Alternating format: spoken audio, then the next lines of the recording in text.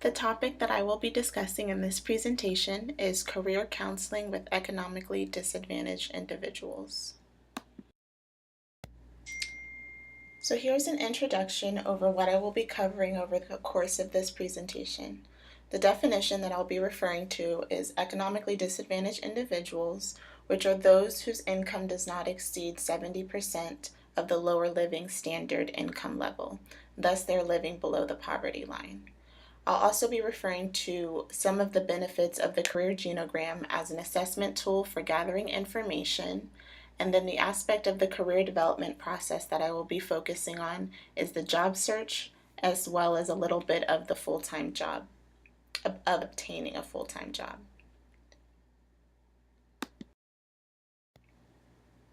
So why economically disadvantaged individuals? The reason that I became interested in this particular population is because through research I found several different reasons that would lead me to believe that career counseling would be very beneficial for this particular group. So in a research article, I found that there is a growing need for theory-based career development interventions that address the concerns of economically disadvantaged individuals. Children of these families are often prematurely exposed to adult knowledge and assume the adult roles and responsibilities within their family networks. And another thing that I found was socio-political barriers constrain the occupational expectations and attainment of poor youth of color. So with all of these different aspects that I have found during research, it leads me to believe that this group of people would benefit from career counseling. So what would Holland say? Holland's assessment would say that a person's career interest is a reflection of their personality as described by the 6 personality types, which are realistic, investigative, artistic, social, enterprising, and conventional. And he also says that individuals often search for career environments that are congruent with their skills and abilities. So, in the case of those that are economically disadvantaged, their resources are also limited based on the environment that they are exposed to. So when their resources are limited, that also means that their career opportunities are also limited to what they have exposure to, which is why they often have limited exposure.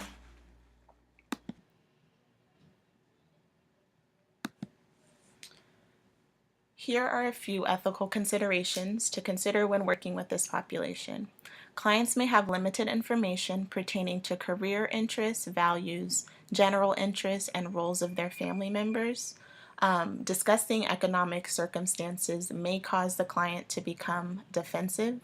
And also, confidentiality is very important to consider because the client is expressing different aspects of their own life as well as pieces of their family. And so it's always important as a counselor to hold that information in confidentiality and truly let the client know that their information is being shared with you and being shared with you only.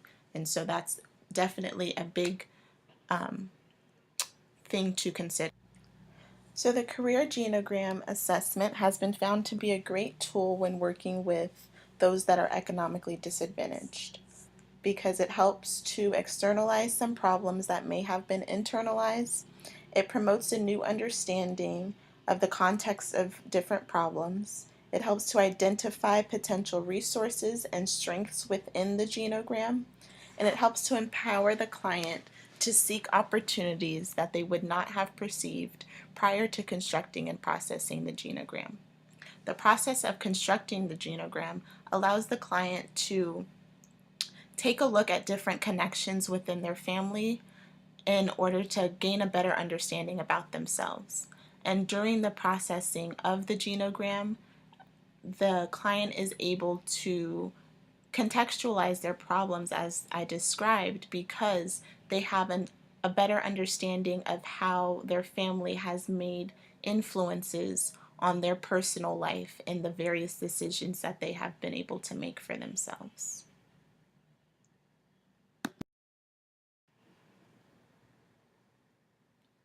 So here are a couple takeaways for counselors that are potentially working with this population. It's important as a counselor to always examine your own bias and assumptions around any specific population of people that you're working with. In this specific case, you may have experienced those that are economically disadvantaged in the past and make assumptions on this next person that you're working with. And it's important to really ingrain in your mind that every situation is different, and so one person's experiences will be vastly different than the next. So it's important to just come in with a clear headspace and do not make assumptions based on previous experiences. It's important to monitor a client's potential development of mental health issues such as depression or anxiety. During career counseling, individuals may be discussing topics that they have not talked about before. So it's really important to contain that information and really keep an eye on them as they are processing things that they may not have been processing before, and really keep an eye on their mental health. Another thing is to allow a client enough time to process and understand the tools being used, because there may be a little bit of resistance to new ideas.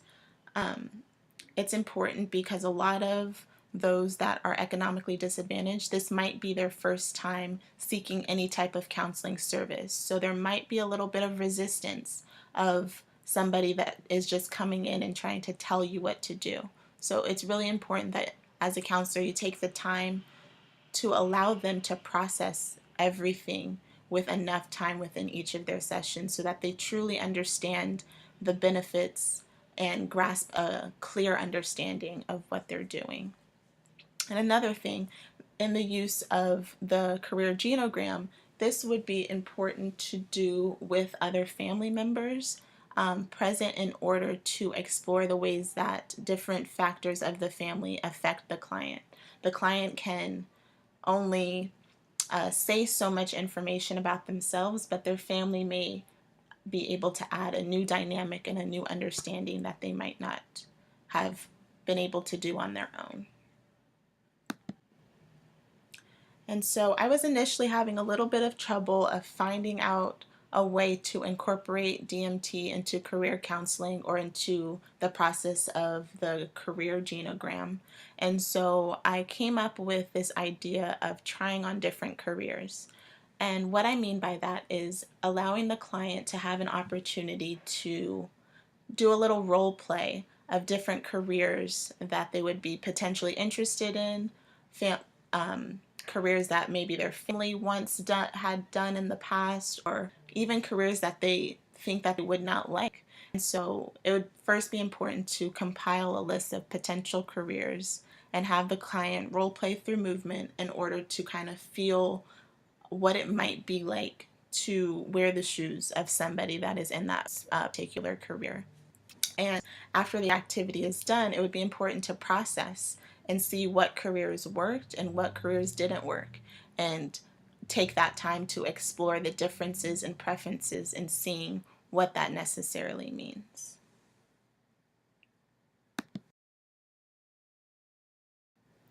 And that is all. Thank you.